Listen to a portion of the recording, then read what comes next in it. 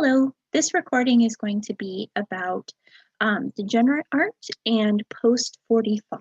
So this is, if you were to go into a museum, this would be the contemporary galleries. So I'm going to go ahead and share my screen, but here's a last look at Anastasia. Okay, so World War II, hopefully you have been able to watch The Rape of Europa, and so you kind of have an idea of what the art world is like at this time. And you know some information about World War II as well, right? So 1939 to 1945. And this piece is called Guernica, and it is by Pablo Picasso, and it is massive. And it was painted in 1937, and it represents the bombing of the Basque section in northern Spain, the town called Guernica. And this is displayed in the Spanish Pavilion in the World's Fair in Paris. And this is a biting critique of the bombing and the war and the horror that is inflicted. So Picasso is using the fragmented forms for which he becomes well known, which have their roots in Cubism. Excuse me. And he incorporates some surrealist elements like these biomorphic shapes. But it is completely intelligible. You can see that there are faces, there are bodies. And so what we're seeing are mothers keening over their dead children. So think about the Kathy Kollwitz pieces that we've seen so far, the Expressionist pieces. We have a horse screaming in terror. We have dead warriors, women trapped in burning buildings, exploding lights. Even the animals are trapped. Excuse me, sorry. And this is intended to evoke the horror and the terror and the grief and the fear that is caused by this bombing. And the bombing is by German and Italian airplanes at the Spanish nationalist leader's behest in 1936. So it's ordered by Spain. But it's performed by Germans and Italians. And so this piece is very, very strongly anti-war. And it's displayed in Paris at a world exhibit where the Nazis are present. So it's a very strong statement. This is only 2 years before World War II starts. And these are works by a man who lived near a concentration camp. And he would go out and he would paint the bodies that were in mass graves in this very expressionist fashion. And he said that he could hear the screams as people were executed, and they haunted his dreams. So there is a lot of horror at this time. There is, think about World War I, right? And so it is a lot of those same emotions, a lot of the horror, but you also have concentration camps designed to slaughter people, right? There's all this horror and terror surrounding World War II, and Europe is just decimated by this. So as you saw in The Rape of Europa, the degenerate art. So the term degenerate art is applied by Nazis to all art that does not conform to the ideology and promotion of nationalist socialist art.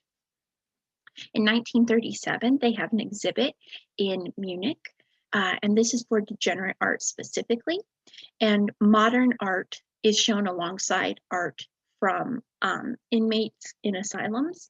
And so they are drawing this very intentional comparison between contemporary artists, contemporary of the time, and the, quote, art of the insane.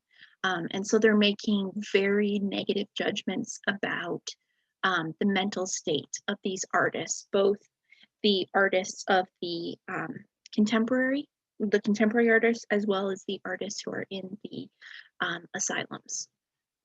And the term art of the insane is a very problematic term. However, it has been used historically. So it is still used because it has certain connotations, but like the term primitivism, it is placed in scare quotes, and it is explained with more nuance now. And so these are some of the works that have been confiscated. And these are some examples of the works that were included in this show. And the works are intentionally displayed in a non-aesthetic way.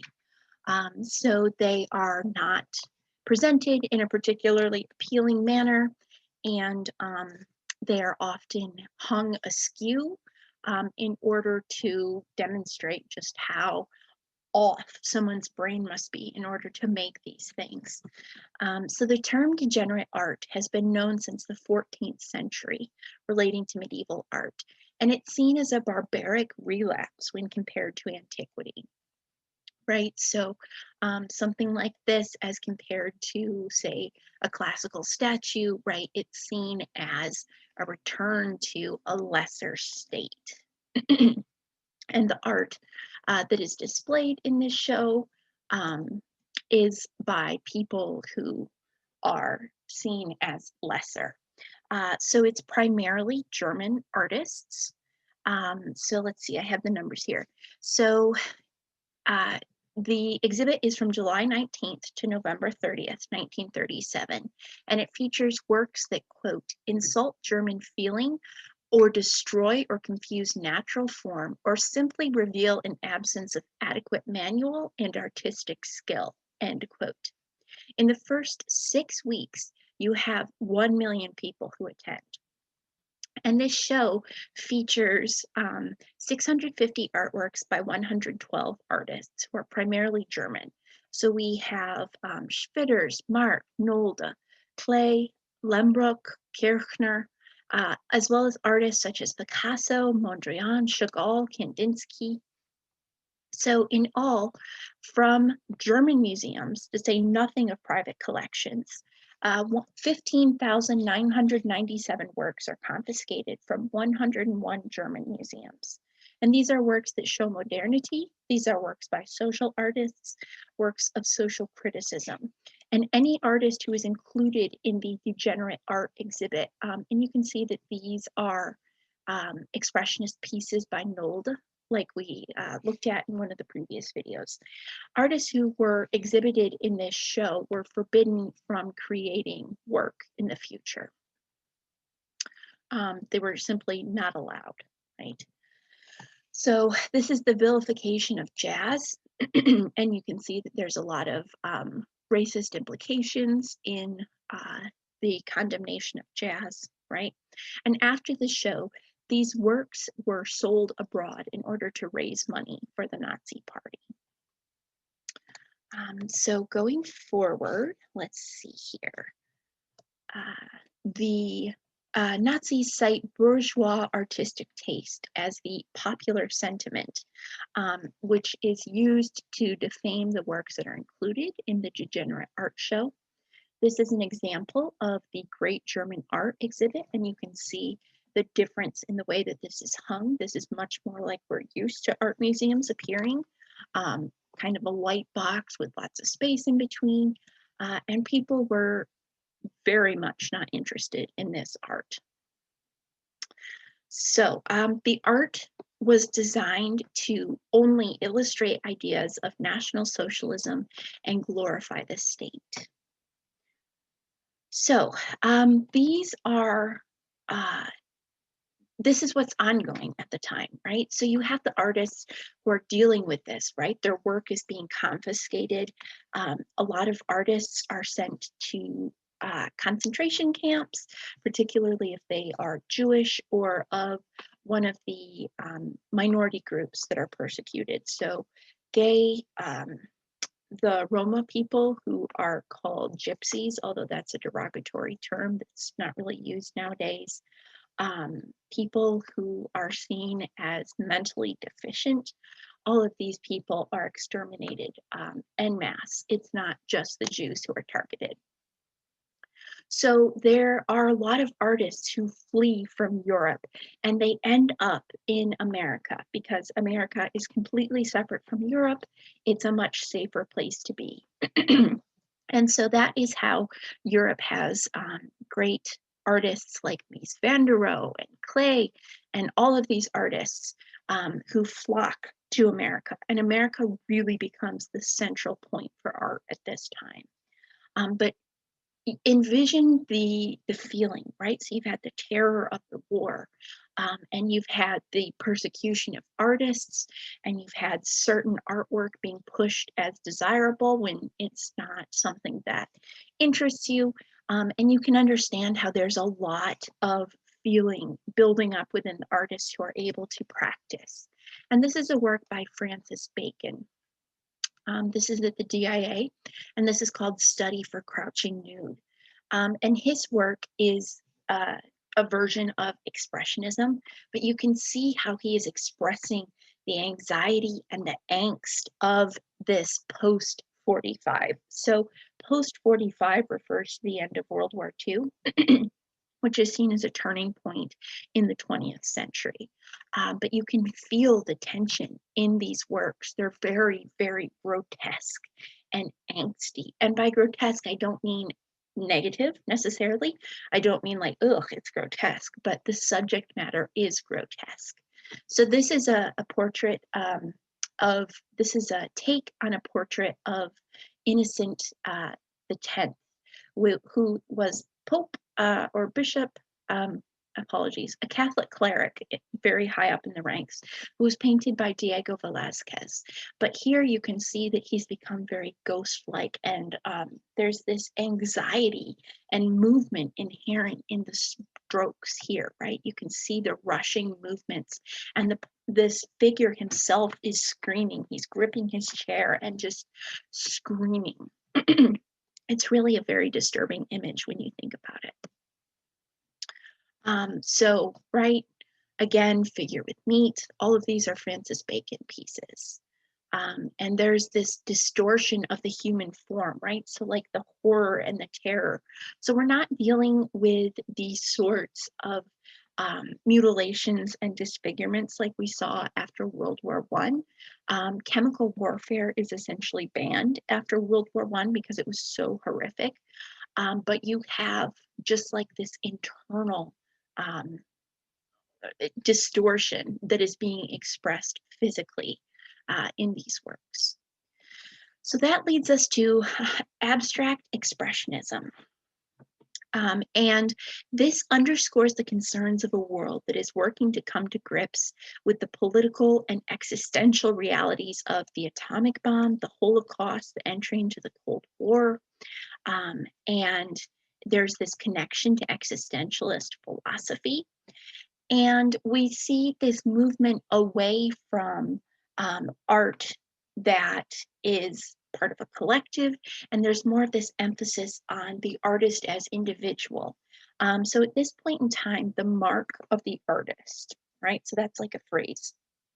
Mark of the artist becomes extremely valued. So you want something that demonstrates how the artist's hand is visible in the work. And there is this glorification, this almost worship of the American values of individualism and democracy. These things are being promoted during the Cold War. You can see how it'd be very appealing after World War II. And the artist is seen as a hero, right? And that leads us to the drip paintings of Jackson Pollock. And the way that he would create these works is he would take a canvas and he would stretch it on the floor in his studio. So it's horizontal, right? It's not upright. He's not painting like this. He's painting down. And the abstraction here is taken to a level where the finished painting has no defined focal point. And these techniques are taken from a Mexican painter who did murals, as well as the automatism of the surrealists, right? So automatic movements, the subconscious coming through. And it's pushing paintings to the edge of two-dimensional, non-objective elements as figured out by earlier artists. And these canvases are seen as being imbued with psychological and emotional values. So these works are designed not to speak to your intellect, but to your heart. And it's intended to evoke various emotions. I'm wondering if I have pictures of Pollock Yes, his process. So here's what his process looks like. And these are massive works, right? They are huge for the most part. So this one is 6 foot 11 inches tall by 15.5 feet wide. Okay, these are huge. So think about the amount of physicality that would go into this, right? And all of these drips are created in this way. He would dip into house paint and then he would flick his paintbrush in order to create these splatters and drips and smears. And this is called action painting. And hopefully you can understand why that is the case. It's literally very active. Okay, you can see Pollock here extending the canvas, painting, and these paintings have a lot of physicality to them. The paint builds up, right? This is not the smooth, glossy surface of, say, Magritte or Dali. This is very textured. We have a lot of impasto. You can see in some of these images that Pollock is smoking. Yeah, you can see that here. And so sometimes his cigarette butts are found embedded in the paint. He would walk on the canvases. There's a lot of physicality to these works. And there were other forms of abstract expressionism. So this is by Clifford Still. And these are pour paintings where it's the same sort of general idea, right? This emphasis on the mark of the artist, the individuality of the artist, tapping into the well of emotions. But this is pouring paint onto an unprimed canvas and letting it kind of flow and soak in wherever it desires, basically. Franz Klein. Okay, these are all works that are at the DIA. This is Helen Frankenthaler, another pour painting. And when I say pour painting, I mean to pour, as in P-O-U-R, not P-O-O-R, or destitute. Okay, and abstract expressionism can include figurative elements, such as in the works by de Kooning, but it is most generally known for things like Helen Frankenthaler's pour paintings or Jackson Pollock's drip paintings, or you also have the color field paintings. So this is by Rothko. And hopefully y'all have seen Rothko. This work itself is at the DIA. Again, these are massive pieces. This one is 70 inches wide, so that is that's about like 6 feet wide, and it is even bigger, probably like 7.5, 8 feet tall. Okay, so these are huge. And again, these are intended to evoke emotions. In terms of the intent of the artist, it's actually rather similar to romantic landscape painting. So you have this relationship to the sublime, but instead of finding the sublime out in nature, your experience here is finding the sublime within yourself, right? Being immersed in these colors, letting them wash over you, tap into your well of emotion. And these take various forms, various colors, and the colors are intended to evoke specific emotions. And many people find these extremely effective, but for others, they are not, they don't tap into an emotional well. So it's really a very personal experience. So not only is the artist expressing their own individuality, but it allows the viewer to also have an experience that allows them to be an individual, right? So this is not going to mean exactly the same thing to everyone. It is going to tap into slightly different emotions for everybody based on your own personal history. So these are very popular. Rothko made a chapel in Texas, which is intended as a place for like meditative contemplation. Barnett Newman, okay. So you have the more expressive, kind of flowing mark of the artist evident here. And you also have these hard edge paintings where they are incredibly saturated colors and they're incredibly precise and crisp. So this is Barnett Newman still, and it is now, there we go. Okay, so moving on from abstract expressionism, we move to minimalism. And minimalism is a rejection of abstract expressionism. The subjectivity, right? The focus on meaning to the individual being most important, the individual being something that is really revered. This is a movement away from that. This is very systematic. It uses industrial fabrication. It is very spare. It is abstracted. And there is absolutely no illusionism, but simply emphasis on the literal qualities of the objects. So this term, minimalism, is first used in 1929, but it doesn't really gain traction until the 60s. And this is a work by Frank Stella. And Stella is using geometry instead of gesture. So these are very precise lines and starts with a diamond that expands and expands. And the titles that he gives these pieces are very unexpected. So Die Van Hach here, this is German. He would take, say, the slogans that were placed over concentration camps and apply them to these paintings. He was not a Nazi or a Nazi sympathizer. This is not a way of glorifying the Nazis. It is a critique, right?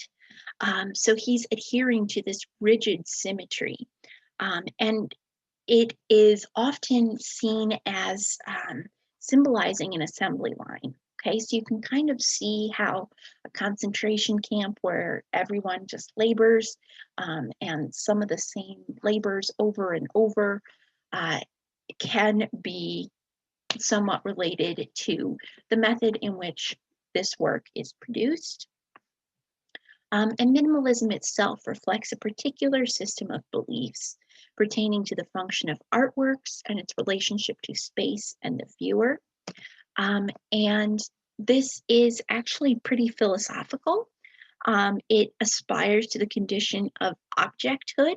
So this is aspiring to the status of something real, like furniture, but it doesn't have the practicality and the functionality of those things. And so it is a kind of a conflict there. And minimalism itself is characterized by hard-edged planes, an industrial sensibility, and anonymous fracture. So again, Stella, you can see that it's these very crisp lines that are repeated in geometric forms over and over. And here this work is mirrored. It's called The Marriage of Reason and Squalor, #2 from 59. And I apologize, I forgot to include dates for abstract expressionism. Abstract expressionism is really the 50s, and minimalism is the 60s. So the minimalist work, as I said, is developed in reaction to the painterly, emotion-driven forms of abstract expressionism and this desire to suppress the illusionism that's inherent in painting. And it tends to use very neutral industrial colors. There's no figure-ground relationships in painting, so between what's depicted, the content, and the actual canvas itself. And this is primarily an American phenomenon, which is mostly limited to New York City, although there is a related movement in LA, Los Angeles, which is called the finish fetish. And it uses techniques from the automobile and plastic industries in Southern California, as well as the bright light of California. And Frank Stella does eventually start to introduce more color into his works. But again, this is called the Protractor series. You can see that even though there is color, these are still resolutely abstract. And these forms are simply repeating over and over. It's very, very geometric. The other minimalist that I really want to talk about is Donald Judd. And so in 1965, there's an article announcing a new type of three-dimensional work that is neither painting nor sculpture, but claims to supersede or surpass both traditions. And this is seen as a whole compositionally. So Judd has this overwhelming desire for formal unity. And so he uses industrial techniques. And these are boxes made of aluminum and plexiglass, and they're stacked at set distances from each other. It is very orderly. It is very industrial. There is little artistic sensibility behind these, or readily apparent to the viewers. There's a lot of automation and automatic processes and industrial materials invoked here. So there's this desire for formal unity. Carl Andre. Okay. So very, very minimal works, which require a very philosophical bent in order to understand what the artists are trying to convey. Then next up, we're going to be looking at pop art. So pop art, sorry, we're not quite there. This is actually by Richard Serra, and this is Tilted Arc, and it's a work of minimalism. And he takes this massive, massive steel sheet, and he divides this plaza with this gently curving wall. And this is what it looks like, and it is seen as an absolute outrage. It's dismantled within a few years, and it's warehoused. The people are furious because this is funded by a National Endowment for the Arts grant, and this is not seen as art, and it's actually seen as a nuisance, because if you wanted to get across the plaza, you used to be able to go in diagonal, but now you have to walk around the tilted arc. And this is very intentional, right? It's intended to interfere with the viewer's space and how they interact with their location, etc. But it was wildly reviled, absolutely hated. So pop art. So pop art, as you can probably guess from the name, is characterized by references to pop culture and mass media. So here we have Richard Hamilton's Just What Is It That Makes Today's Home So Different, So Appealing from 1956. And this is a collage in the manner of Hannah Hawk, like we saw with the Dada, but this is less biting, and it's less nonsensical, although elements of this are quite silly. But it has women's women's magazines. It has pinups, right? Bodybuilders, and it is mining pop culture for this imagery. And the most well-known artist of pop art is, of course, Andy Warhol, who is known for appropriating imagery from not only pop culture, but everyday life. So this is one of his Campbell's Soup works. Let me see if I can get here. Yes. So we have this soup can, and it is replicated very, very accurately, right? So I really like salt. So I have salt container on my desk. And so Warhol has taken essentially, right, like the salt container, but something that's more well known, the Campbell's soup can. And he's rendered it exactly like you see here. right? So this is all that the work is. And it is taking everyday life and making it into art, but it's also making this art accessible to everyday people. And so he would employ massive quantities of assistants, and these are most typically screen prints. And in that way, they're made accessible to the general public because they are sold at a reasonable price. And he is an extremely well-known artist, and everything about him is intended to be confusing and fake. He creates this persona. He would have someone who looked like him attend events for him, and he never would say much of any content about his work. He said it didn't mean anything, but obviously a lot is read into it.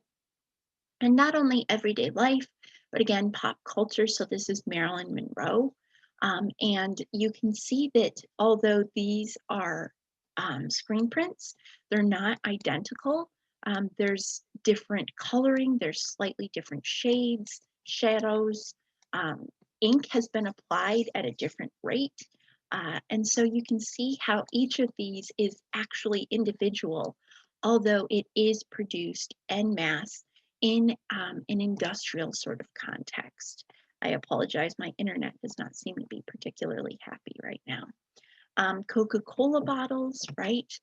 So again, same as with the Maryland, you can see that each of these bottles is actually distinct from the others, right? So this one is a little bit crowded here. This part is worn off. So even though this is uh, very industrial and hands-off, there is no mark of the artist here, but there is still individuality. He's extremely well known for his works of famous people that he creates these portraits and then does various colors, right? So this is Mao, and this is from 1972 and screen print, and he does the same thing over and over and over with slight variations. And again, when these works were first produced, they would have been reasonable. They would have been something that can be purchased. So cow wallpaper. And he would also do more grotesque subject matter. So he did a series, several series on the electric chair. So the electric chair is what is used to execute prisoners. I believe this is from Sing Sing. And it is taking this image that um, has a lot of weight, right? So there's a lot of horror around the execution of criminals and what these people have done. And even the very process by which criminals are executed, and it reduces them to something that is simply repetitive and industrial, and kind of makes light of it. He did the same thing with race riots. He did the same thing with images of horrific car crashes, Jackie Kennedy. So he really was not discriminating in what he chose to replicate.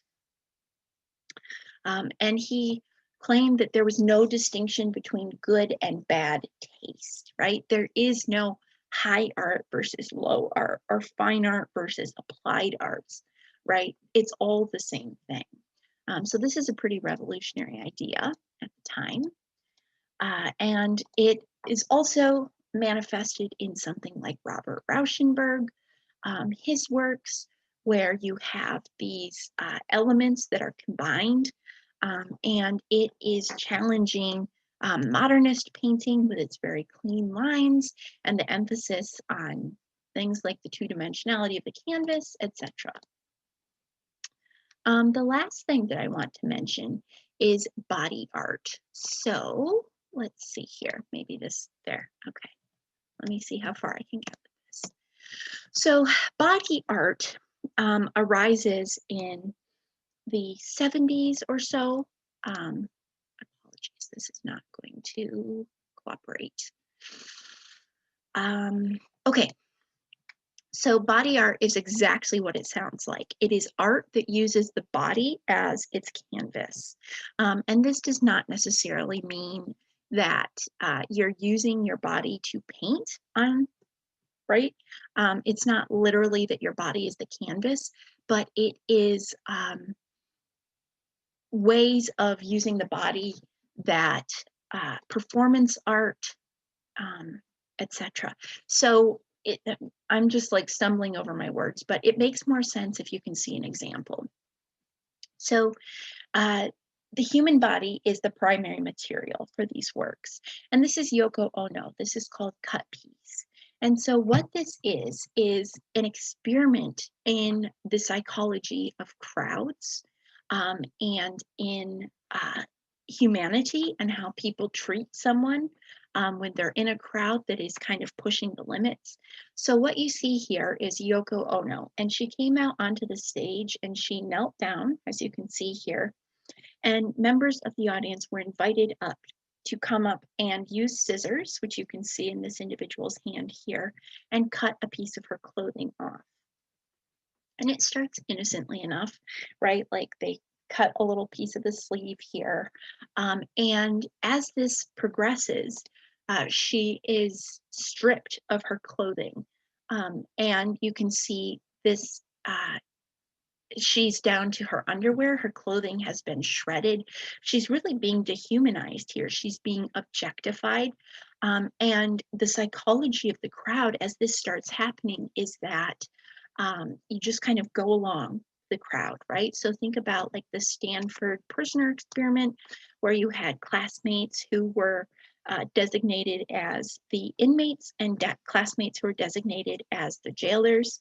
And over the course of like 3 days, the inmates started to be horribly abused by the jailers, because they were getting into this mindset of they're less than us, we have control over them. So this idea, a similar idea here.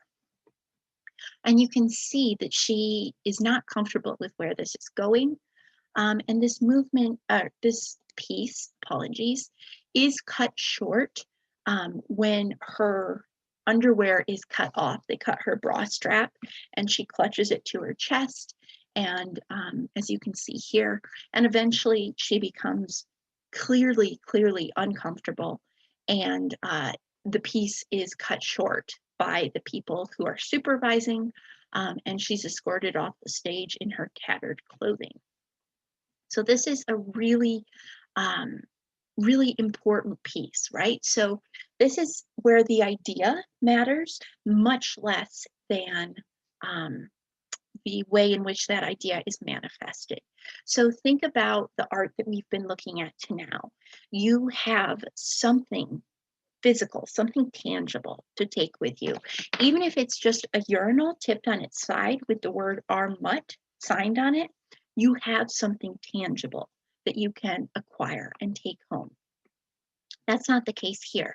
Here, the art is the interaction itself. If you were able to take something home, it might be like a snip of clothing. That's not much. So it's the ideas behind this. And this is mid-60s, 64, 65, which brings us to Marina Abramovich in the 70s. And Marina is still relevant. She actually collaborated with Lady Gaga, I believe, a few years back. So she is still working, and she is the original hardcore body art, body artist. And so she would do these performances, and this is called Rhythm Zero. So for Rhythm Zero, let me see if I can find a table image.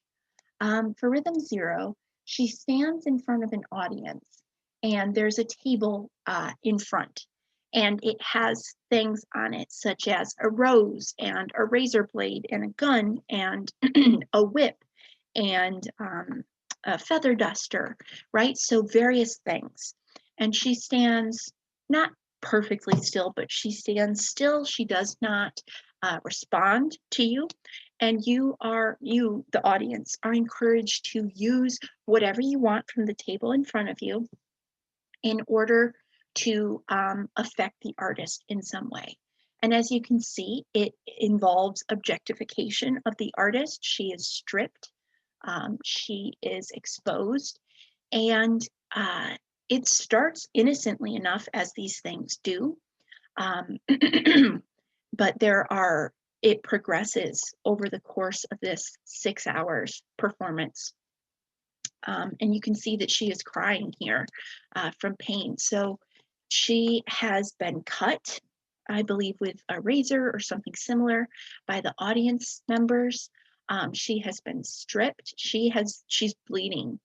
And this whole time she has not reacted. She has had some physical reactions like crying, but it starts out innocently enough. And the piece is ended when someone holds the gun to her head. Okay, so you can see how this very quickly progressed from like giving her a rose to hold to cutting open her flesh and then holding a gun to her head and threatening her life. And this is extremely radical, right? So think about what it would take in order to be able to endure this, okay? And that is the work of art here, and the way that the audience interacts with her, and the way that they express themselves on her is the work of art itself. And she does these performances multiple times. She does a lot of variations of this, and you can see the pictures being taken. There are women in this audience, but it feels very much like she has been objectified and she has been hurt. And so this is really part of the feminist artistic movement. And feminist art rises at this time. And not everything that she does involves herself being wounded. It can involve making the audience uncomfortable. So here she's seen standing with her partner Ule in a narrow hallway. And in order to get from one room of the gallery to the next, museum visitors had to squeeze between their naked bodies, right? So it's this idea of how the viewer interacts with them. And this body art becomes more and more intense. And there are other manifestations of this sort of conceptual idea that don't involve bodily harm. I mentioned in class John Cage, right? So he was this very revolutionary composer. He was very talented musically. And I mentioned that my mother went to a performance of one of his pieces, and she was expecting to hear this amazing piano piece. And it was the pianist comes down, he sits at the piano for a certain amount of time, say 4 minutes and 29 seconds, without playing anything, and then he gets up and he leaves. And the performance is the noise that the audience itself makes, right? So this idea that art is found in everyday life, art is in the experience rather than in something tangible. All of these things are very important. So I'm going to go ahead and stop there, and I will talk with you again.